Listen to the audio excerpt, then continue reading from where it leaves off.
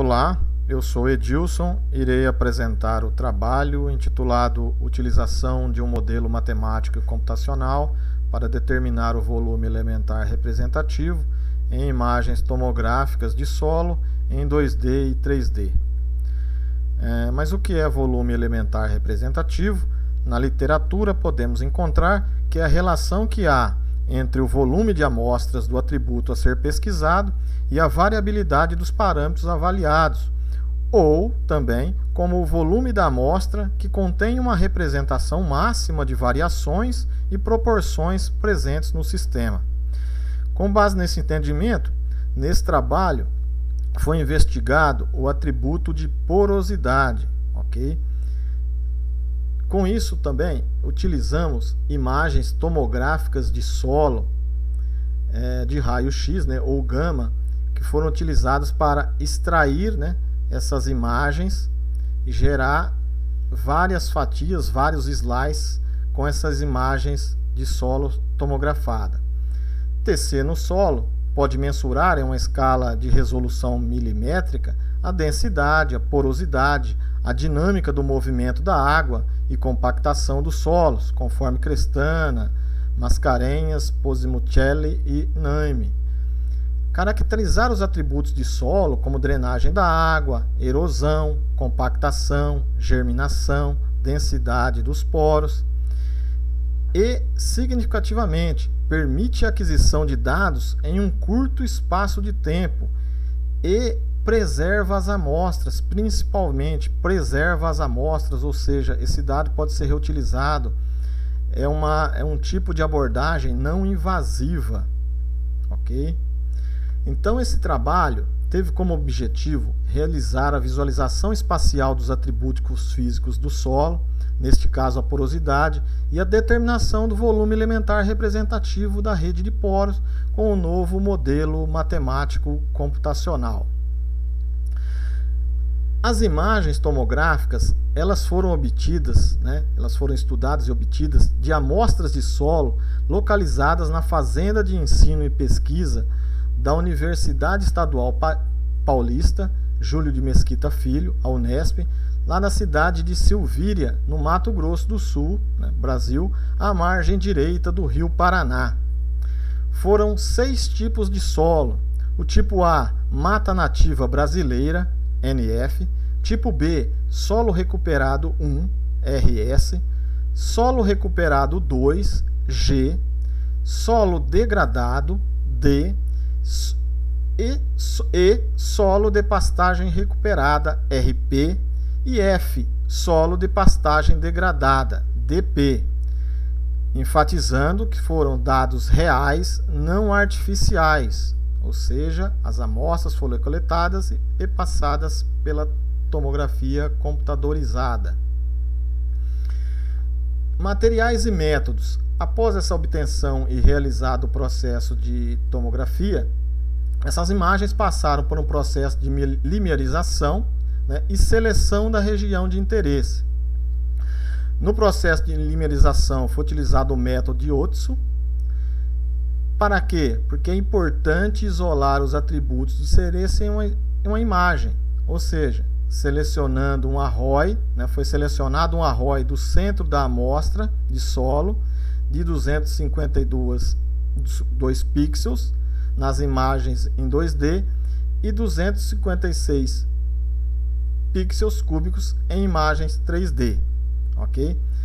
Essa seleção essa região de interesse é importante para tentar eliminar os possíveis problemas de ruídos nas bordas das regiões da amostra, ou seja, no cano, na ferramenta que foi utilizada para retirar a amostra, nós evitamos que o algoritmo, que a região de interesse, pegasse esse tipo de borda, de ruído.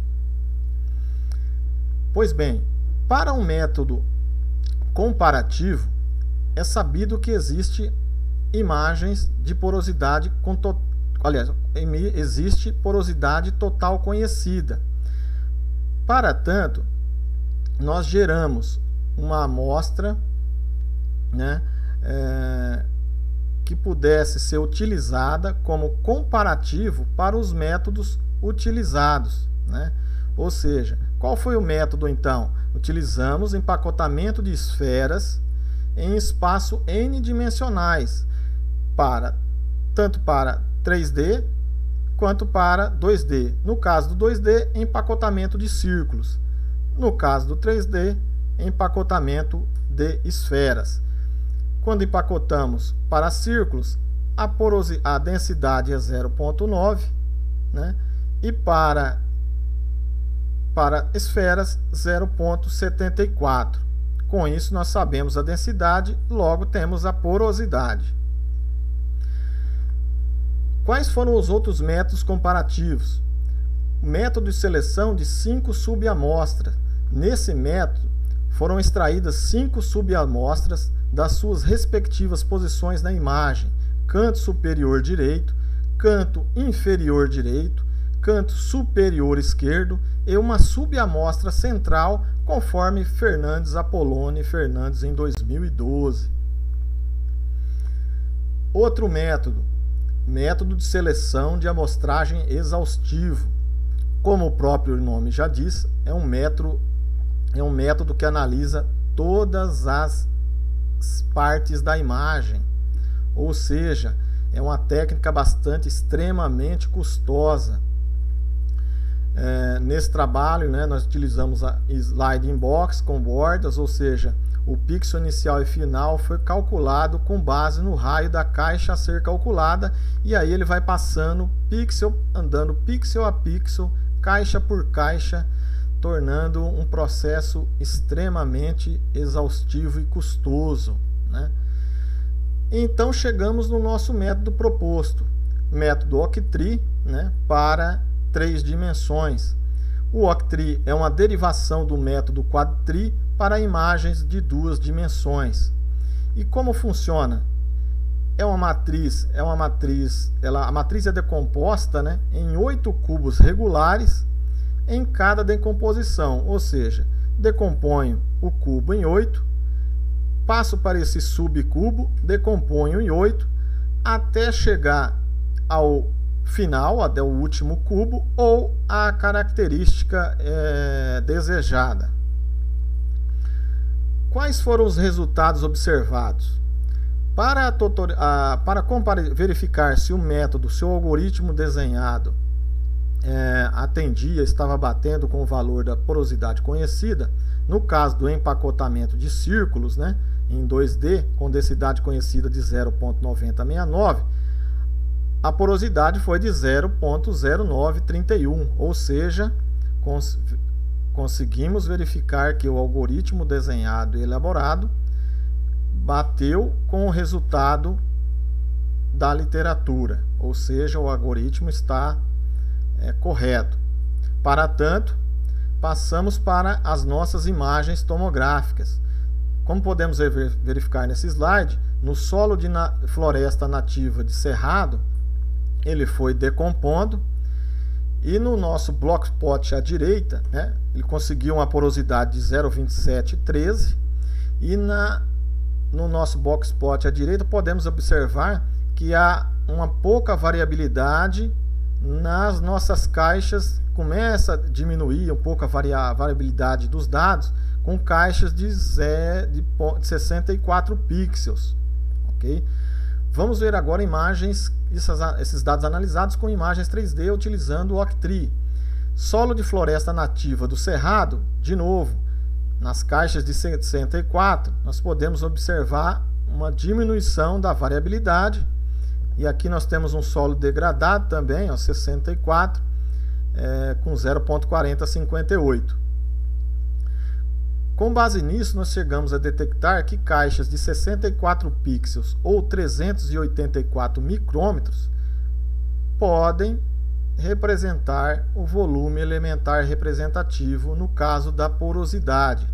Nesta imagem, nós podemos visualizar a reconstrução 3D do ver de um solo em recuperação, aquele solo tipo G, ou seja, pegamos uma imagem, um cubo de 64 pixels ou 384 micrômetros, aleatório na imagem na amostra total e a porosidade deu 0,4067, bastante aproximada da imagem total, da amostra total, como agora nós estamos no próximo slide, onde a porosidade deu 0,4058, ou seja, um dado bem aproximado.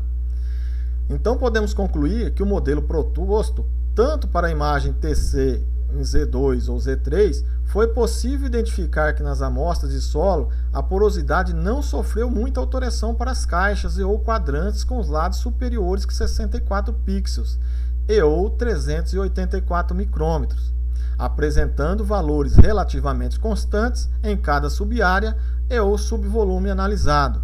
Mediante o exposto, constatou-se que o modelo apresentado obteve valores expressivos e que podem ser utilizados para determinar o volume elementar representativo da porosidade em amostras de solo.